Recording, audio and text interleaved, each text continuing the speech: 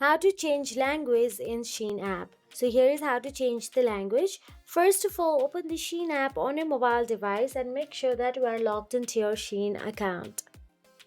Once you are inside the Shein app, all you have to do is tap on the profile icon available at the bottom right corner of your screen and navigate to your Shein profile section.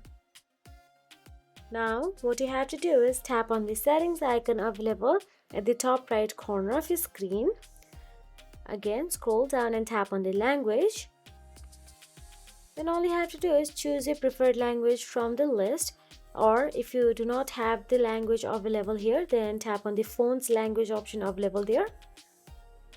Then app will refresh in the language you picked. You do not need to restart, or else you can simply go back, tap on the settings and scroll, tap on the general. Inside general, tap on the language and reason.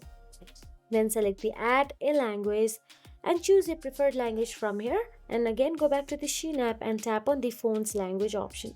And that will be. If you found this video helpful, please like, share and subscribe, and thank you so much for watching.